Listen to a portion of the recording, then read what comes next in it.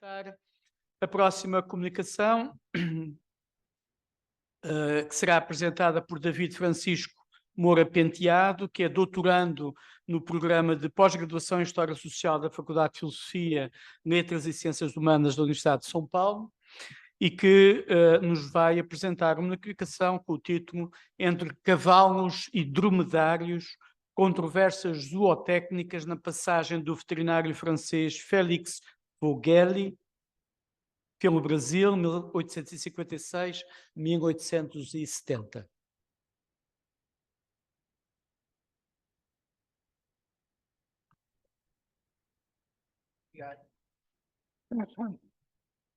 Boa tarde a todos. Conforme dito, meu nome é Davi, estou doutorando na USP atualmente, sou doutorando visitante no King's College, em Londres, e a pesquisa que eu vou apresentar hoje é um desdobramento da minha tese, que, como tema geral, estuda a circulação de conhecimento entre Europa, Estados Unidos e Brasil no longo século XIX, e como um objetivo secundário, mas ainda central, é estudar o papel que o Estado brasileiro, o Estado imperial, teve em modernizar, no esforço de modernizar a agricultura brasileira durante esse longo século XIX.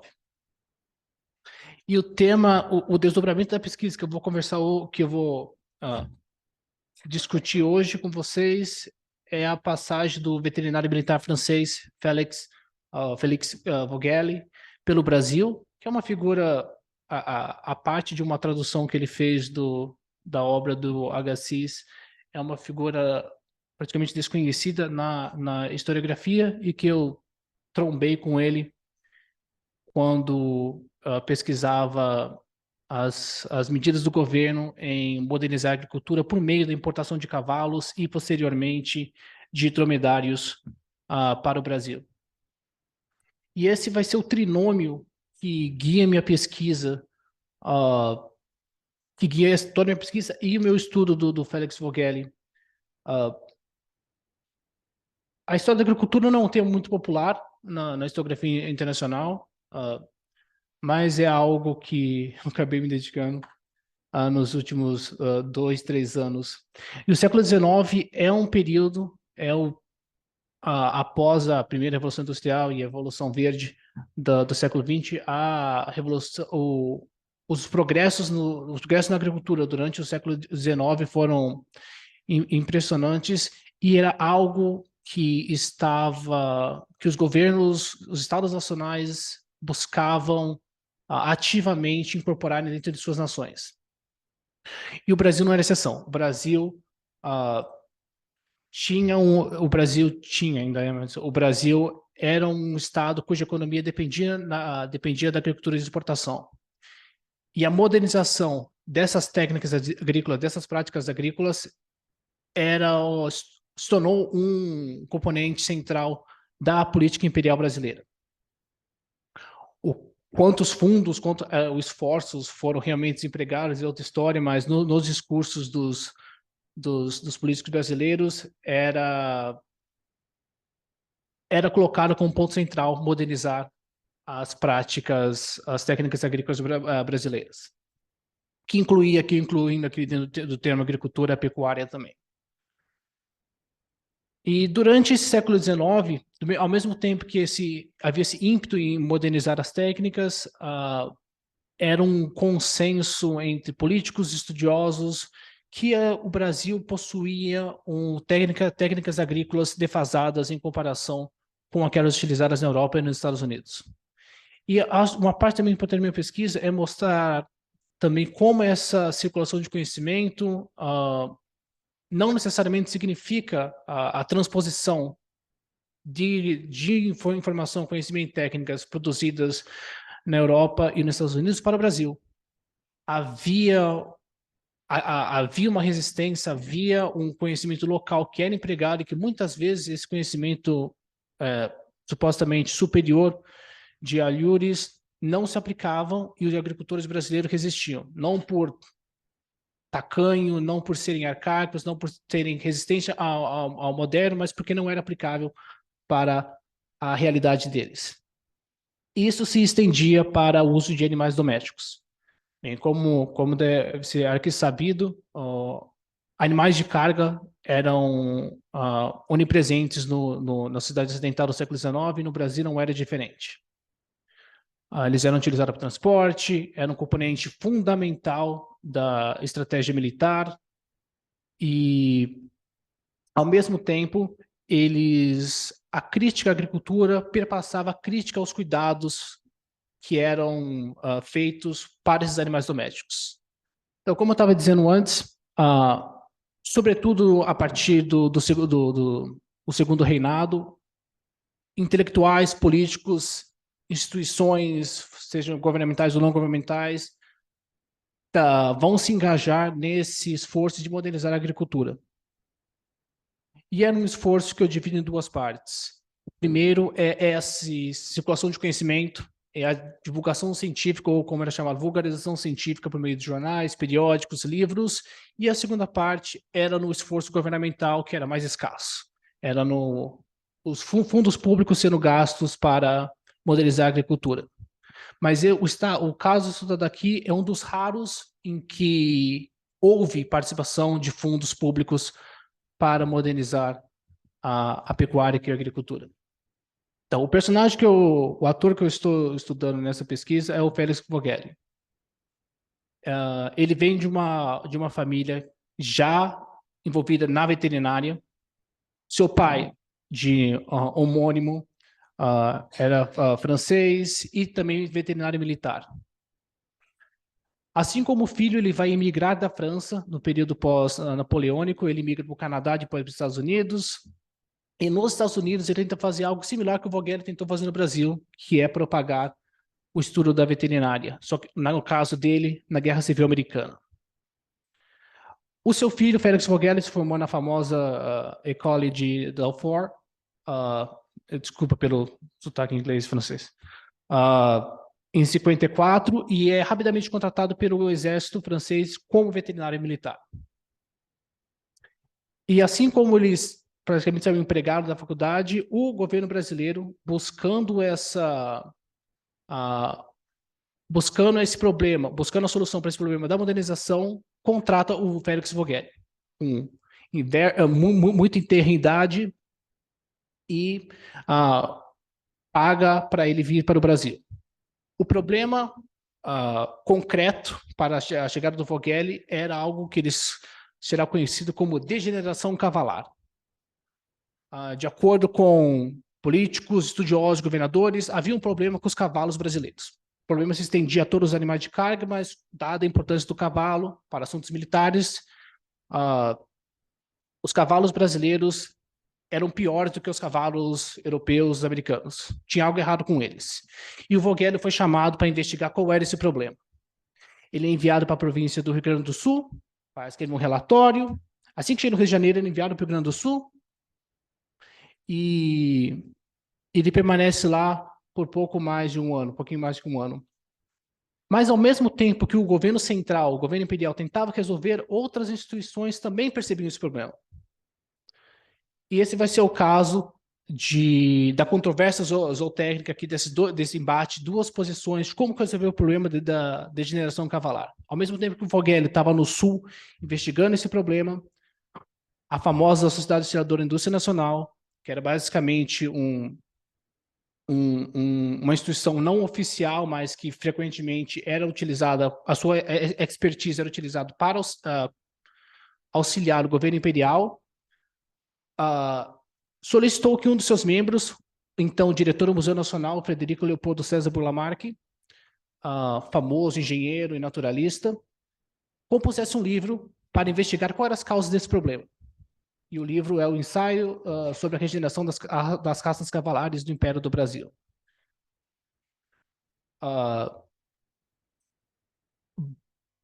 O problema que chega é que as conclusões que o Vogelli chegou foram diametralmente opostas às conclusões que o Burlamark chegou.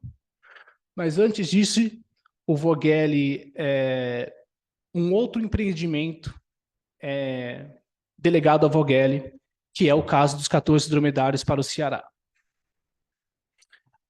Críticos nos jornais, do Jornal do Comércio, comentava que o governo não sabia o que fazer com o Vogelí. Assim que ele voltou do Rio Grande do Sul, ele foi contratado, ele foi delegado para ele a incumbência de transportar da Argélia para o Brasil os 14 dromedários que o governo havia encomendado. Isso é um projeto antigo no Brasil de aclimatar camelídeos, grandes camelídeos no semiárido, e o Guilherme Capanema, outro famoso naturalista brasileiro, finalmente conseguiu convencer o governo a fazê-lo em 1859. Então, Vogelí vai ser responsável por receber os dromedários na Argélia e transportá-los para o Brasil. E aí que a história do Vogelí e a história do livro do Burle Marx se fundem. Porque, juntamente aos dromedários, no mesmo navio, estavam sendo transportados cavalos que o governo brasileiro também desejou importar, baseado nas recomendações do Burle Marx. E por que o governo brasileiro estava importando esses cavalos?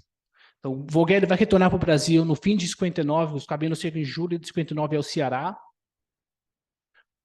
Mapinha aqui dos províncias que ele visitou, a província neutra, Rio Grande do Sul e o Ceará. Eu pretendia ter um mapa melhor, mas minha inscrição ao programa de mapa acabou. Então, aqui. Então, surge esse confronto entre duas respostas para o mesmo problema.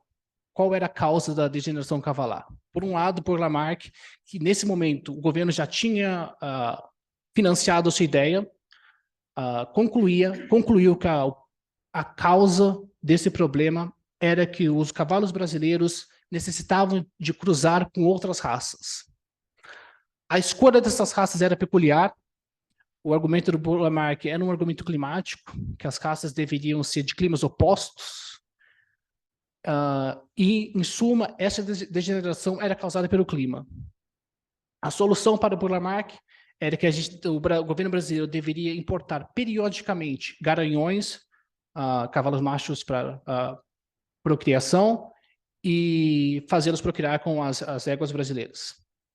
E, para incentivar isso, os governos locais criariam competições para os melhores procriadores de cavalos.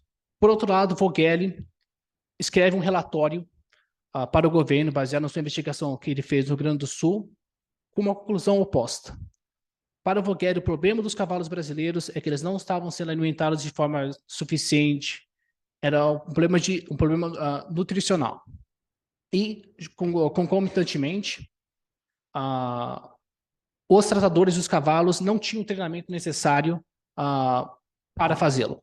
E a solução era mais ampla e menos direta. O governo brasileiro deveria criar codelarias, investir na criação de escolas veterinárias e melhorar a agricultura. A agricultura, por sua vez, que iria auxiliar na melhor alimentação dos cavalos. Então, em 61, o Vogelí vai enviar esse relatório para o governo e, curiosamente, envia o relatório. Não é curiosamente, sempre acontecia isso, mas o governo enviou o relatório para a Sociedade Historiadora da Indústria Nacional, a mesma que havia encomendado o livro do Burle Marx. Nenhuma surpresa aqui, o relatório do Vogelí não foi aprovado. As razões foram porque muitos dos membros da Sociedade Historiadora, não todos, apoiavam a proposta do Burle Marx.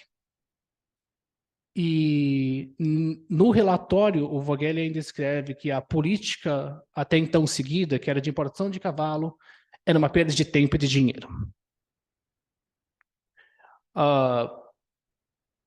Com o tempo, é difícil dizer, isso eu vou deixar mais para a conclusão, é difícil dizer se Vogelí foi bem sucedido, mas 4 anos depois, Vogelí vai se tornar membro da sociedade e membro da comissão que rejeitou o seu parecer anos antes. Quanto tempo?